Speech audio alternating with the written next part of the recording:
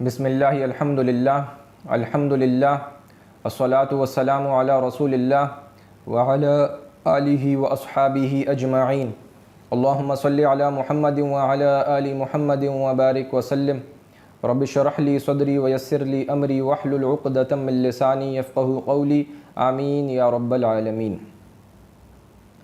سورۃ الممتحنہ، یہ سورہ مبارکہ کے کل 2 رکوعات ہیں اور کل 13 آیات ہیں۔ اب طویل آیات اس سورہ مبارکہ کے اندر آپ کو ملیں گی کہ آپ دیکھیں گے کہ ایک ایک آیت اتنی طویل ہے، اس لیے رکوعات 2 ہیں لیکن آیات کل 13 ہیں، یعنی کہ ایز این ایوریج 6-7 آیات ایک رکوع میں ہیں۔ پھر زمان نزول اس سورہ مبارکہ کا معین کر لیجئے کہ سن 8 فتح مکہ سے قبل یہ سورہ مبارکہ نازل ہوئی۔ اس سورہ مبارکہ کے ابتداء کے اندر تو جو مضمون آ رہا ہے وہ یہ کہ آپ کو معلوم ہے کہ جو بھی معاملہ ہوا تھا، رد و قضا ہو رہی تھی منافقین مکہ کی طرف سے مسلمانوں کے اندر،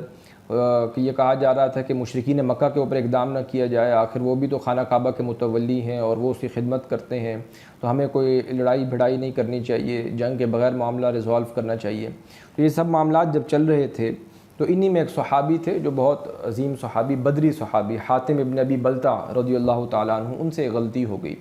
انہوں نے یہ دیکھا کہ ان کے جو اولاد تھی اور جو بھی ان کے اہل و عیال تھے وہ سارے مکہ میں موجود تھے اور ان کی حفاظت کرنے والا بھی کوئی نہیں تھا وہاں پر، لہٰذا ان کو یہ احساس ہوا کہ اگر مسلمان یہاں سے چڑھائی کرتے ہیں تو وہاں پر مشرکین مکہ شدید نقصان پہنچا دیں گے میرے گھر والوں کو، لہٰذا انہوں نے ان پر ایک احسان کرنا چاہا کہ وہ جو سیکرٹ تھا وہ ڈسکلوز کیا کہ محمد رسول اللہ صلی اللہ علیہ وآلہ وسلم اب مشرکین کے یا اہل مکہ کے نام ایک خط لکھا اور ان کو بتایا کہ اب آپ کے خلاف اقدام کرنے والے ہیں، لہٰذا ایک خط لکھ کر ایک عورت کے ذریعے سے بھیج دیا۔ اس عورت نے وہ خط جو تھا وہ اپنی چٹیا کے اندر جو ہے وہ چھپا لیا تاکہ اگر تلاشی بھی ہو تو وہ خط نکلے نہ۔ بہرحال یہ احسان انہوں نے دھرنے کی کوشش کی اہل مکہ کے اوپر تاکہ اگر مسلمان اقدام کریں تو جواباً پھر یہ کہ وہ مسلمان جو ان کا گھرانہ ہے وہاں پر، جو اہل و عیال وہاں پر موجود ہیں، مشرکین ان کو نقصان نہ پہنچائیں، کفار ان کی حفاظت کریں اس احسان کے بدلے میں۔ بہرحال اللہ تعالیٰ نے وحی کے ذریعے سے حضور صلی اللہ علیہ وآلہ وسلم کو یہ سارا بتلا دیا معاملہ کہ وہ ایک عورت جا رہی ہے، تو حضور صلی اللہ علیہ وسلم نے حضرت علی رضی اللہ تعالیٰ عنہ اور ایک اور صاحب رسول تھے ان کو بھیجا ساتھ کہ آپ جائیں اور جا کر اس عورت سے وہ فلاں جگہ پر ملے گی، اس سے خط لے کر واپس آئیں۔ حضرت علی رضی اللہ تعالیٰ عنہ اور ان کے ساتھ جو ایک صاحب تھے وہ چلے گئے اور وہاں جا کر ایک مقام پر اس کو پا لیا، اس عورت کی تلاشی لی لیکن اب اس کے سامان میں سے آس پاس ان کی چیزوں میں سے وہ خط نہ نکلا۔ اب حضرت علی نے کہا رضی اللہ تعالیٰ عنہ، اللہ کے رسول نے ہمیں یہ خبر دی ہے اور وہ جھوٹی نہیں ہو سکتی، لہٰذا تم یہ خط ہمارے حوالے کر دو وگرنہ برہنہ کر کے تم سے یہ خط ہم لیں گے۔ اس پر یہ ہے کہ وہ تھوڑی ڈر گئی اور اس نے پھر اپنی چٹیا میں سے خط نکال کر دے دیا۔ وہ خط بہرحال لے کر حضور صلی اللہ علیہ وسلم کی خدمت میں واپس آ گئے صحابہ کرام، اور آ کر پیش کیا حضرت علی نے رضی اللہ تعالیٰ عنہ۔ وہاں پر حضور صلی اللہ علیہ وسلم نے حضرت حاتم ابن ابی بلتع کو بھی بلایا، انہوں نے مان لیا کہ ہاں یہ میرا خط ہے۔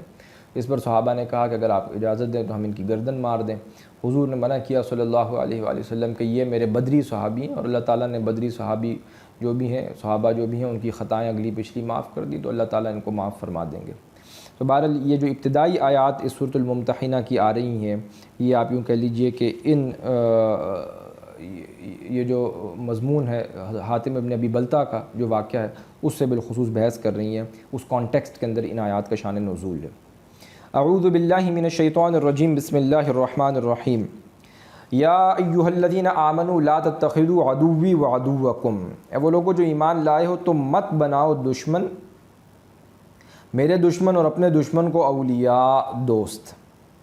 یعنی کہ تم دلی دوستیاں اور ولایت کے درجے پر فائز کرنا ان کو، اور یہ کہ ان کے ساتھ گڈ آفس ہولڈ کرنے کی کوشش کرنا، بلڈ کرنے کی کوشش کرنا، تو اہل ایمان تم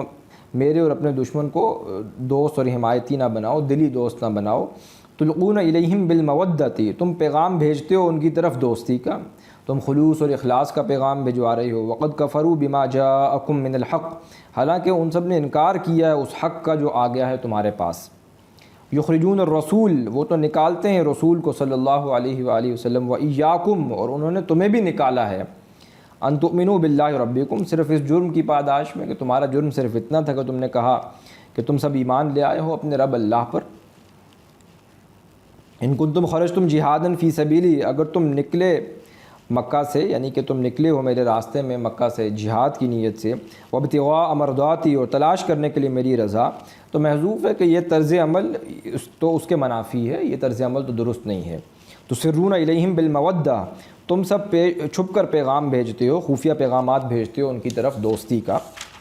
وَأَنَا أَعْلَمُ بِمَا أَخْفَيْتُمْ، حالانکہ میں زیادہ جاننے والا ہوں اس کو کہ جو کچھ تم نے چھپایا ہے، وَمَا أَعْلَنْتُمْ، اور جو کچھ تم ظاہر کرتے ہو، جو تم نے ظاہر کیا۔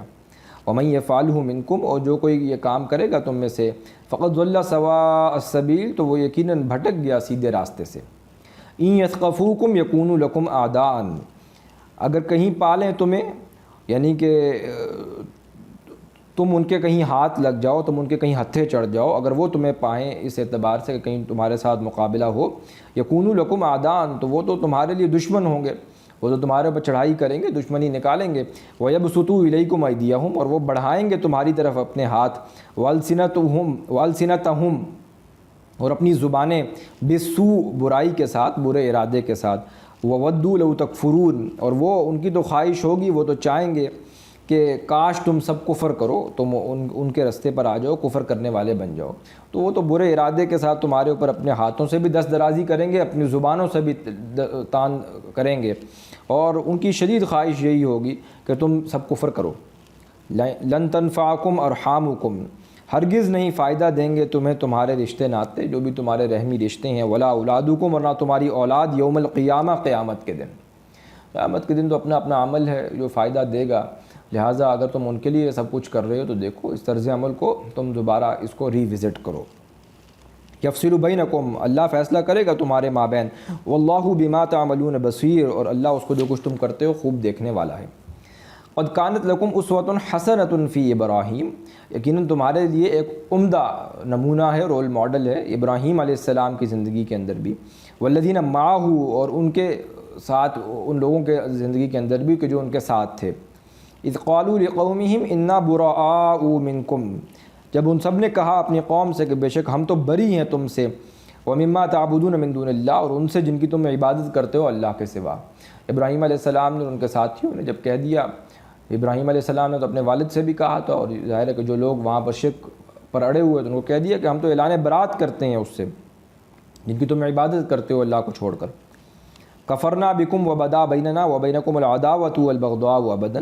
اور انہوں نے کہا کہ ہم تو منکر ہوئے ہیں، اعلان برات کر رہے ہیں، انکار کیا تم سے، اور جب کہ ظاہر ہو گئی ہے ہمارے مابین اور تمہارے مابین دشمنی اور بغض ہمیشہ کے لیے، اب یہ باقی رہے گا ابدا۔ حتیٰ تؤمنوا باللہ وحدہ الا قول ابراہیم، یہاں تک کہ تم ایمان لے آؤ اللہ پر اور اسی کی توحید کے ساتھ، اس کی یکتائی کے ساتھ، تم صرف ایک اللہ پر ایمان لے آؤ تب تک، وگرنہ یہ کہ اگر یہ کام نہیں کرتے تو ہمارے اور تمہارے مابین تو اب دشمنی ہے، بغض ہے ہمیشہ ہمیشہ کے لیے، اللہ یہ کہ تم ایمان لے آؤ اللہ پر توحید کے ساتھ۔ اللہ قول ابراہیم علی ابی، مگر یہ کہ ابراہیم علیہ السلام کا جو یہ کہنا تھا اپنے باپ کے لیے، اپنے باپ سے، لاستغفرن لک وما املک لک من اللہ من شیء، کہ بلا شبہ میں بخشش کی دعا کروں گا آپ کے لیے۔ یہ تو ہم پڑھ کر آئے ہیں کہ کیسے انہوں نے سورہ مریم کے اندر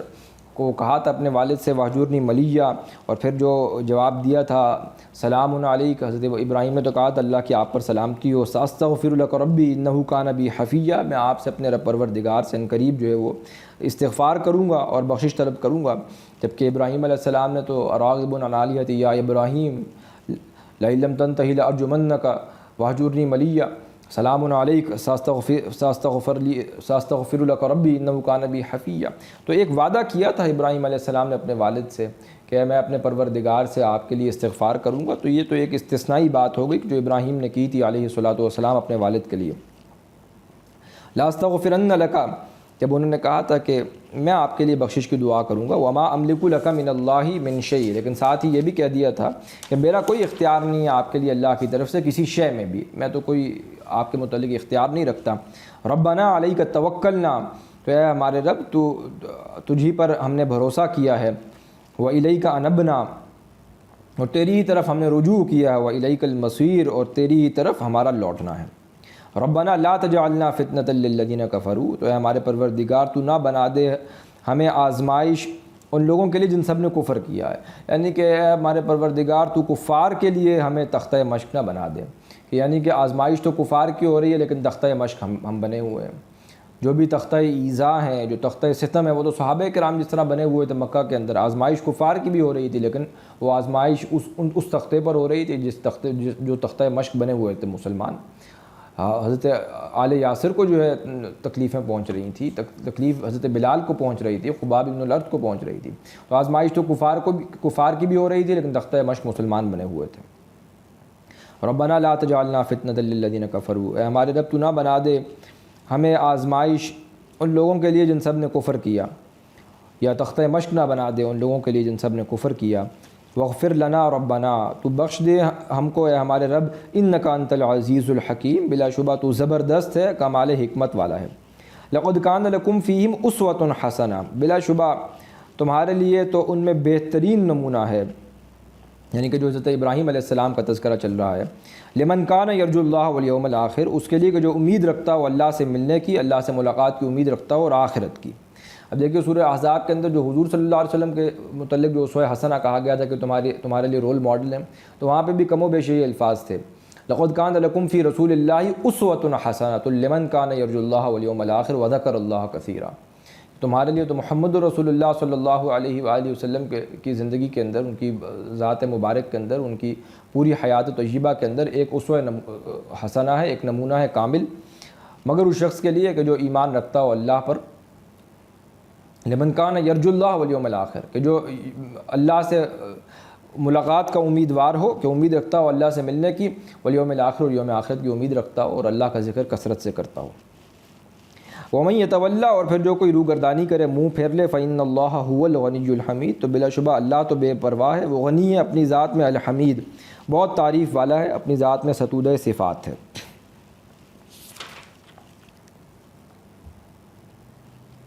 عَسَى اللَّهُ أَن يَجْعَلَ بَيْنَكُمْ، قریب ہے کہ اللہ پیدا کر دے تمہارے مابین، وَبَيْنَ الَّذِينَ عَادَيْتُم مِّنْهُم مَّوَدَّةً، اور ان لوگوں کے مابین جو تم سے دشمنی رکھتے ہو پھر سے دوستی پیدا کر دے۔ اب دیکھیے یہاں سے جو دوسرا رکوع شروع ہو رہا ہے، اس کے اندر کچھ اور معاملات جو ہے جن کا تذکرہ آئے گا، ان میں سے بالخصوص ایک تو وہ کہ جس طرح صلح حدیبیہ جب ہوئی تھی تو وہاں پر تو یہ طے ہوا تھا کہ اگر کفار کی طرف سے کوئی بھی لوگ آ جاتے ہیں مسلمانوں کے پاس تو مسلمان ان کو واپس کرنے کے پابند ہوں گے، لیکن اگر مسلمانوں میں سے کوئی مرتد ہو کر کافر ہو کر چلا گیا کفار کی طرف تو کفار واپس لوٹانے کے اوپر جو ہے وہ ظاہر ہے کہ اس کے پابند نہیں ہوں گے۔ اب یہیں پر جو ہے معاملہ یہ ہوا کہ کچھ خواتین آ گئیں، اور جب خواتین آ گئی اب انہوں نے مطالبہ کیا کہ تو واپس کیا جائے۔ حضور صلی اللہ علیہ وسلم نے خواتین کو واپس نہیں کیا، بلکہ فرمایا گیا کہ یہ تو جو اس وقت جو معاملہ ہوا تھا، جو معاہدہ ہوا تھا صلح حدیبیہ کا، اس کے اندر تو وہ معاملہ تھا رجال پر، نساء کا اطلاق اس پر نہیں ہوتا، وہ نساء کے متعلق تو تھا ہی نہیں، لہذا حضور صلی اللہ علیہ وسلم نے واپس نہیں کیا۔ اسی طرح اب یہ مسئلہ زیر غور آ گیا کہ جو خواتین آ رہی ہیں اگر وہ وہاں پر نکاح میں تھیں، جن کفار کے اگر نکاح میں تھیں تو اب وہ یہاں پر آ رہی ہیں تو اب ان کے ساتھ جو ہے مسلمان نکاح کر سکتے ہیں نہیں کر سکتے، اس کا کیا معاملہ ہوگا؟ اور مسلمانوں کی جو بیویاں وہاں کافرہ وہاں پر رہ گئیں، جن کو یہ حق مہر دے چکے ہیں، ان کا کیا معاملہ ہوگا؟ اور یہ جو عورتیں آئی ہیں ان کو حق مہر دینے کا کیا معاملہ ہوگا؟ پھر یہ کہ ان عورتوں کی جو ہے ظاہر ہے کہ اس اعتبار سے بھی چھان پھٹک کرنا ضروری تھی، کہیں یہ جاسوس تو نہیں ہے، کوئی اسکینڈلائز نہ کریں معاملے کو، لہٰذا وہ معاملہ بھی زیر غور تھا کہ یہ یہاں پر آ کر ابھی سوسائٹی کا حصہ بنیں گی تو کہیں وہاں پر جو ہے کوئی جاسوسی کے لیے تو نہیں آئیں، لہٰذا پھر خواتین سے جو ہے خاص بیعت لی گئی۔ جو خواتین کی بیعت کے الفاظ ہیں اس کا متن وہ قرآن میں موجود ہے، جو بیعت حضور صلی اللہ علیہ وسلم نے مردوں سے لی اس کے الفاظ احادیث مبارکہ کے اندر تو موجود ہیں، قرآن کے اندر اس کا متن موجود نہیں ہے۔ بیعت عقبہ اولیٰ ہو، چاہے بیعت عقبہ ثانیہ ہو، چاہے بیعت رضوان ہو، وہ الفاظ جو ہیں متن کے اعتبار سے وہ قرآن میں موجود نہیں ہیں، لیکن جو خواتین سے بیعت ہوئی ہے اس کے الفاظ قرآن میں ہیں۔ تو وہ ساری جو ہے وہ جو معاملات ہیں ان کو اب یہاں پر جو ہے وہ ڈسکس کیا جائے گا اس دوسرے رکوع کے اندر۔ اب دیکھیے پہلا رکوع مکمل ہوا، وہ کل 6 آیات پر مبنی تھا، اب اگلے رکوع کے اندر کل 7 آیات ہیں۔ تو فرمایا جا رہا ہے عَسَى اللَّهُ أَن يَجْعَلَ بَيْنَكُمْ وَبَيْنَ الَّذِينَ عَادَيْتُم مِّنْهُم مَّوَدَّةً، قریب ہے کہ اللہ پیدا کر دے تمہارے مابین اور ان لوگوں کے مابین جن سے تم دشمنی رکھتے ہو پھر سے دوستی پیدا کر دے۔ فتح مکہ ہو جائے، پھر ان کو اس کے بعد جو ہے وہ 4 ماہ کی مہلت دی جائے اور کہا جائے کہ ایمان لے آؤ، اور پھر سارے ہی ایمان لے آئیں، سب کے سب ایمان لے آئیں۔ تو ظاہر بات ہے فَإِخْوَانُكُمْ فِي الدِّينِ، پھر تو وہ دین میں تمہارے بھائی بن جائیں گے، تو دشمنی پھر سے ختم ہو جائے، دوبارہ مودت پیدا ہو جائے، دوستی پیدا ہو جائے گی۔ واللہ قدیر، اور اللہ تو قادر ہے اس کے اوپر، اللہ قدرت رکھنے والا ہے۔ واللہ غفور الرحیم، اور اللہ تو بلا شبہ بہت بخشنے والا ہے، غفور ہے، رحیم ہے، نہایت رحم کرنے والا ہے۔ لا ينہاکم اللہ عن الذین لم یقاتلوکم فی الدین، نہیں منع کرتا اللہ تمہیں ان لوگوں سے جو نہیں لڑے تم سے دین کے بارے میں، یعنی کہ اللہ نیک سلوک کرنے کے معاملے میں، بھلائی کرنے کے معاملے میں ان لوگوں سے کہ جو غیر حربی کافر ہیں، جنہوں نے تمہارے خلاف مدد نہیں کسی اور قوم کی کہ تم پر چڑھائی کرتے، تو ان کے ساتھ تو اللہ نیک سلوک کرنے پر تمہیں جو ہے وہ منع نہیں کرتا۔ یہ تو اصل میں معاملہ یہ کہ جو لوگ تمہارے ساتھ لڑے بھڑے ہیں، تمہارے ساتھ قتال کیا ہے اور انہوں نے مدد کی ہے دوسروں کے ساتھ، تو ان کے ساتھ جو ہے معاملہ، ان کے ساتھ بھلائی کرنے کا، نیک سلوک کرنے کا، ظاہر ہے کہ وہ تمہارے دوست نہیں بن سکتے۔ البتہ یہ کہ ولایت کا معاملہ تو پھر بھی ظاہر بات ہے ان کے ساتھ بھی نہیں ہوگا کہ دلی دوست ان کے ساتھ راز شیئر کرنا، وہ ان کے ساتھ بھی نہیں، لیکن یہ کہ اللہ تعالیٰ حسن سلوک کرنا، بھلائی کرنا، اچھے ان کے ساتھ تعلقات رکھنا ان لوگوں کے ساتھ جو تمہارے ساتھ لڑے نہیں دین کے بارے میں۔ وَلَمْ يُخْرِجُوكُمْ، اور نہ انہوں نے نکالا تمہیں مِن دِيَارِكُمْ، تمہارے گھروں سے، أَن تَبَرُّوهُمْ، کہ تم ان کے ساتھ بھلائی کرو، نہیں، اللہ اس سے منع نہیں کرتا، تم ان کے ساتھ بھلائی کرو۔ انہوں نے نہ تمہیں تمہارے گھروں سے نکالا اور تمہارے ساتھ نہ قتال کیا۔ وَتُقْسِطُوا إِلَيْهِمْ، اور تم یہ کہ انصاف کرو ان کے ساتھ انصاف کا معاملہ ہونا چاہیے۔ ان اللہ یحب المقسطین، بلا شبہ اللہ تو پسند کرتا ہے انصاف کرنے والوں کو۔ انما ینہاکم اللہ، اللہ تو منع کرتا ہے، اللہ نے تو روک دیا تمہیں ان لوگوں کے ساتھ، عن الذین قاتلوکم فی الدین، جو تم سے لڑے ہیں دین کے بارے میں، واخرجوکم من دیارہم، اور ان سب نے نکالا ہے تمہیں تمہارے گھروں سے، وظاہروا علی اخراجکم، اور ان سب نے مدد کی ہے، گٹھ جوڑ کیا ہے تمہارے نکالنے پر۔ ان تولوہم، اللہ ان سے منع کرتا ہے کہ تم ان کے ساتھ کوئی باہمی ولایت اختیار نہ کرو، دلی دوستی اختیار نہ کرو۔ ومن یتولہم، اور جو کوئی دوستی کرے گا ان سے، فاولئک ھم الظالمون، تو پھر وہی لوگ ظالم ہیں۔ یا ایھا الذین آمنوا اذا جاءکم المؤمنات مہاجرات فامتحنوہن، اے وہ لوگوں جو ایمان لائے ہو، جب آئیں تمہارے پاس ایمان لانے والیاں، کوئی اہل ایمان عورتیں آئیں ہجرت کرنے والیاں، جنہوں نے ہجرت کی، فامتحنوہن، تو ابھی یہ کہ تم ان کی آزمائش کر لیا کرو، تھوڑا بہت جو انٹیروگیشن ضرور ہونا چاہیے، دیکھ بھال کر لیا کرو کہ واقعی مومن ہیں۔ ظاہر ہے کہ آپ مکمل تفتیش تو پھر بھی نہیں کر سکتے، کسی کے دل میں اتر کے تو نہیں دیکھ سکتے، لیکن یہ کہ پھر بھی کچھ نہ کچھ جو ہے آزمائش کر لو، دیکھ لو کوئی جاسوس تو نہیں ہے، کوئی ایسا تو نہیں ایمان کا لبادہ اوڑا ہوا ہو، کچھ نہ کچھ انٹیروگیشن ہو، سوال جواب ہو۔ اللہ اعلم بایمانہن، اللہ خوب جاننے والا ہے ان کے ایمان کو، ظاہر ہے کہ اللہ کو تو خوب معلوم ہے کہ دل میں ایمان ہے یا نہیں۔ فَإِنْ عَلِمْتُمُوهُنَّ مُؤْمِنَاتٍ، پھر اگر تم جان لو انہیں، جو بھی تمہاری انویسٹیگیشن ہے اس کے نتیجے میں اس نتیجے تک تم پہنچو کہ وہ ایمان والیاں ہی ہیں، مومنات ہیں، فَلَا تَرْجِعُوهُنَّ إِلَى الْكُفَّارِ، تو پھر تم انہیں واپس مت کرو کفار کی طرف۔ لَا هُنَّ حِلٌّ لَهُمْ، وہ عورتیں حلال نہیں ہیں ان کافروں کے لیے، وَلَا هُمْ يَحِلُّونَ لَهُنَّ، اور نہ وہ کافر اب حلال ہوں گے ان عورتوں کے لیے۔ وَآتُوهُمْ مَا أَنفَقُوا، اور تم سب دے دو انہیں جو بھی مہر ان سب نے خرچ کیا ہے ان کفار کو۔ یہ عورتیں ان کے نکاح میں تھیں، کفار نے ان کو مہر دیا، تو اب یہ کہ تم ان کے مہر، عدل کا تقاضا یہ ہے کہ بے شک وہ کافر بھی ہیں لیکن ان کی عورتیں واپس آ گئیں وہاں سے چھوڑ کر کے، اب یہ ایمان والیاں ہیں، تو انہوں نے جو مہر ان کو دیے تھے، یہ مہر سارے کے سارے واپس ان کفار کو لوٹا دو۔ کیونکہ ظاہر بات ہے کہ کافر کی بیوی مسلمان کے پاس آ گئی ہے یہاں پر، تو اب نکاح ختم ہو گیا، لہٰذا مہر واپس دینا ہوگا۔ یہ ہے اصل میں عدل قرآن مجید کا۔ اور آپ دیکھیے کہ یہ معاملہ تاریخ صحابہ میں بھی ہوا ہے۔ حضرت خالد بن ولید رضی اللہ تعالیٰ عنہ نے ایک خاص مقام پر، جب محاذ شام کے اوپر جو ہے مقابلہ ہو رہا تھا، تو ٹیکٹیکل موو کے طور پر انہیں پیچھے ہٹنا پڑا، تو جب وہ پیچھے ہٹے ہیں تو وہاں پر جو لوگ تھے جن سے جزیہ لیا ہوا تھا، وہاں پر لوکل آبادی کا جتنا بھی جزیہ تھا وہ واپس کیا، کہ ظاہر بات ہے کہ ذمہ تو وہ ہوتے ہیں کہ جن کی حفاظت کا ذمہ آپ نے لیا ہو، اب حفاظت ہم نہیں کر پا رہے، ہم واپس جا رہے ہیں چھوڑ کر کے، تو اب ظاہر بات ہے کہ جب ہم ان کی ذمہ داری نہیں لے رہے تو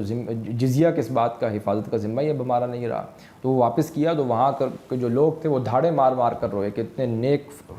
فرشتہ صرف لوگ جو ہیں یہ ہمیں چھوڑ کر جا رہے ہیں، تو اب یہ سارا جزیہ بھی جو ہے یہ واپس کر رہے ہیں ہمیں۔ تو بہرحال یہ عدل ہے، چاہے کفار ہوں، چاہے یہود ہوں، چاہے نصارہ ہوں، عدل کا دامن تو جو ہے وہ ہاتھ سے نہیں چھوڑنا۔ یہ تو ہم ابتدائی صورتوں کے اندر بھی دیکھ کر آئے کہ چاہے یہودی کوئی کیوں نہ ہو، ظاہر بات ہے کہ عدل جو ہے وہ تو کرنا ہے۔ ولا جناح علیکم، اور کوئی گناہ نہیں ہے تم پر، ان تنکحوہن،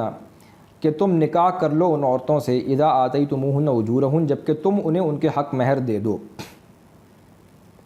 ولا تمسکوا بعصم الکوافر، اور مت تم روکے رکھو کافر عورتوں کی عصمتوں کو، یعنی کہ اگر جو تمہاری بیویاں ہیں جو کافر ہیں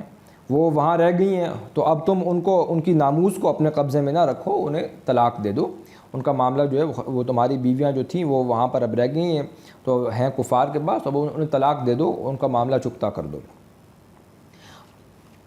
اور یہ کہ یہ جو آئی ہیں عورتیں ان کو تم حق مہر دو اور ان کے ساتھ نکاح کرو۔ ولا تمسکوا بعصم الکوافر، اور نہ روکے رکھو جو کافروں کے ہاں اب تمہاری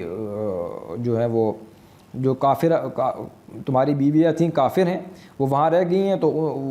ان کو اب تم جو ہے ان کی ناموس کو اپنے قبضے میں نہ رکھو، ان کو طلاق دے دو۔ وہ ظاہر بات ہے کہ وہ اب مسلمان تو نہیں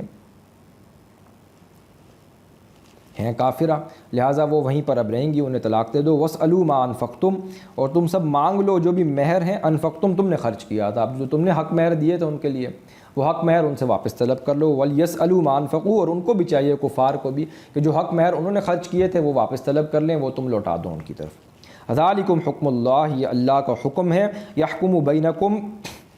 بلا شبہ اللہ فیصلہ کرتا ہے تمہارے مابین، واللہ علیم حکیم، اور بلا شبہ اللہ علم والا ہے، خوب جاننے والا ہے، کمال حکمت والا ہے۔ وَإِنْ فَاتَكُمْ شَيْءٌ، اور اگر چلی جائے تمہاری کوئی چیز،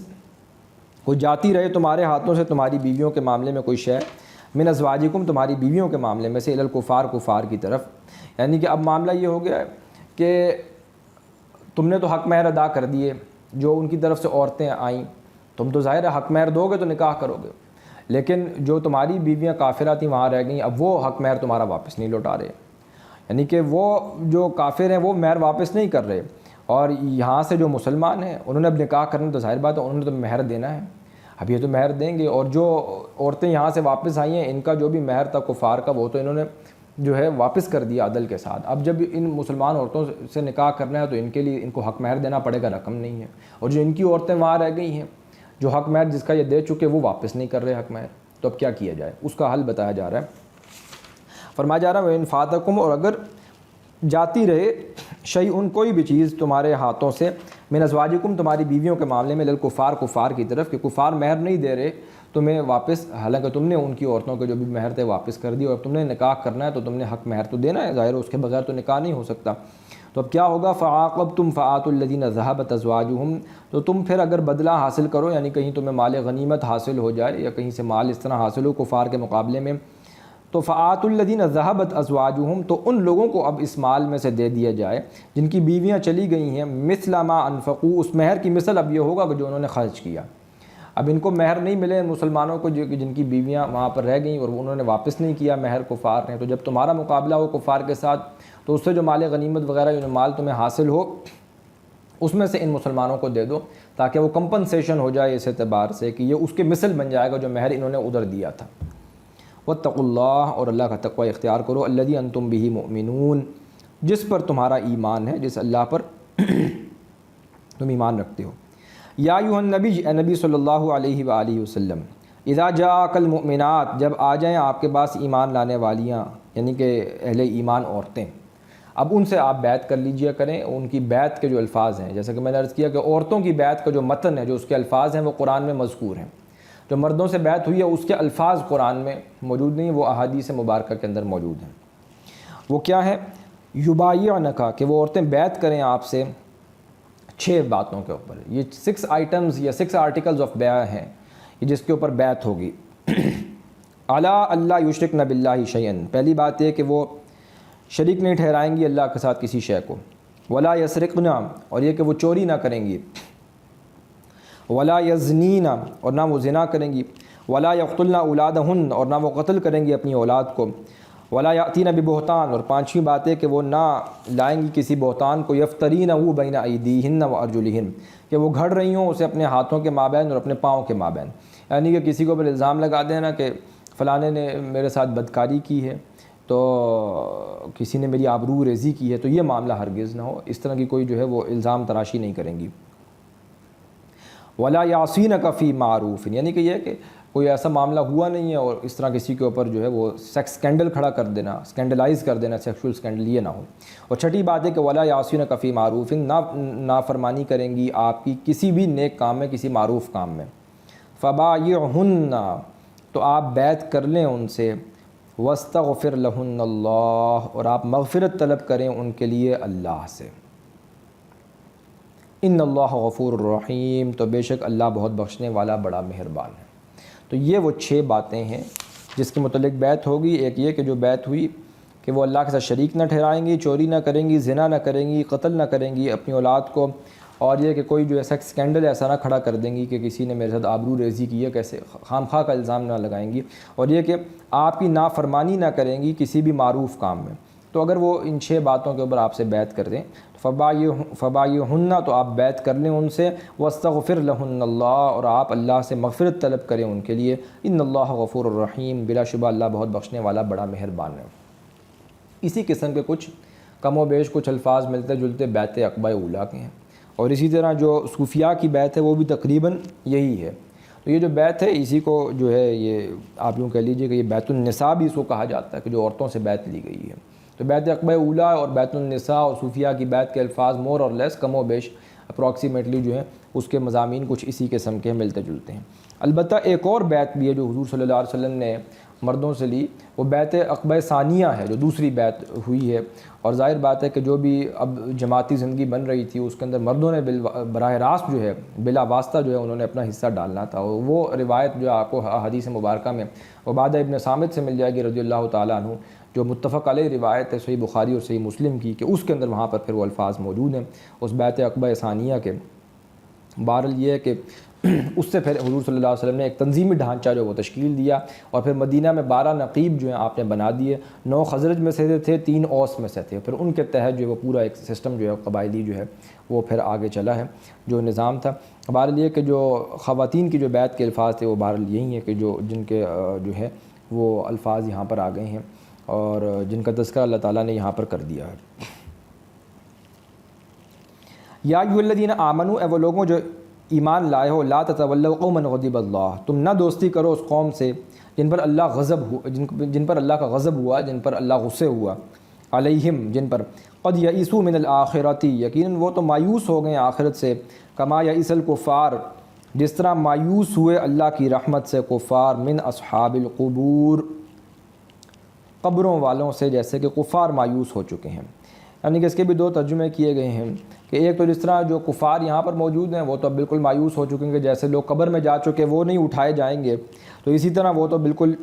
مایوس ہیں اللہ سے، اللہ کی رحمت سے۔ تو اے اہل ایمان، یا ایھا الذین آمنوا لا تتولوا قوما غضب اللہ، تم دوستی نہ کرو اس قوم سے کہ جن پر اللہ غضبناک ہوا، جن پر اللہ کا غضب ہے، قد یئسوا من الآخرہ، وہ تو مایوس ہو گئے آخرت سے، تو وہ ایسے مایوس ہوئے کما یئس الکفار، جس طرح مایوس ہو گئے ہیں اللہ کی رحمت سے یا آخرت سے، جیسے کہ مایوس ہوئے کفار من اصحاب القبور، قبور جیسے کہ کفار مایوس ہو گئے قبروں والوں سے۔ ایک تو یہ معنی لیا گیا کہ جو کفار سامنے اس وقت موجود ہیں، ظاہر ہے کہ وہ تو اب بالکل نا امید ہو چکے ہیں کہ جو قبروں میں لوگ جا چکے ہیں یہ جی نہیں اٹھیں گے دوبارہ، یا یہ کہ دوسرا معنی ہے کہ جو کفار قبروں میں پہنچ چکے ہیں وہ بھی اب ظاہر ہے کہ ان کے اوپر پیش کیا جاتا ہے صبح و شام کہ آخرت میں ان کے ساتھ کیا معاملہ ہوگا۔ ان کو تو معلوم ہو چکا ہے کہ جو بھی برے اعمال وہ کر کے آئے ہیں بعد سے بعد الموت کے، ان کے ساتھ کیا حالات و واقعات جو ان کے اوپر وارد ہوں گے کہ اب تو وہ اللہ کے عذاب کے مستحق بن چکے ہیں۔ تو جیسے کہ اب وہ نا امید ہو چکے ہیں اللہ کی رحمت سے، تو ویسے ہی جو ہے یہ ان کا معاملہ ہو چکا۔ تو اہل ایمان، تم دوستی نہ کرو اس قوم سے کہ جن پر اللہ غضبناک ہوا ہے، تو یقیناً وہ مایوس ہو گئے ہیں آخرت سے کہ جس طرح مایوس ہوئے کفار قبروں والوں سے۔ تو بہرحال اسی طرح کی صورت کا آغاز بھی جو تھا اب یوں کہ اسی طرح کی آیت سے ہوا تھا، یا ایھا الذین آمنوا لا تتخذوا عدوی وعدوکم اولیاء تلقون الیہم بالمودہ، اور یہاں پر آپ دیکھیے صورت کا اختتام بھی اسی طرح کے مضمون کے ساتھ ہو رہا ہے۔ تو بہرحال یہاں پر جو 13 آیات تھیں جو کل 2 رکوعات پر مبنی یہ سورہ مبارکہ سورۃ الممتحنہ تھی، یہ مکمل ہو گئی۔ بارک اللہ لی ولکم فی القرآن العظیم ونفعنی وإیاکم بالآیات والذکر الحکیم۔ سبحانک اللہم وبحمدک نشہد ان لا الہ الا انت نستغفرک ونتوب الیک، وآخر دعوانا ان الحمد للہ رب العالمین۔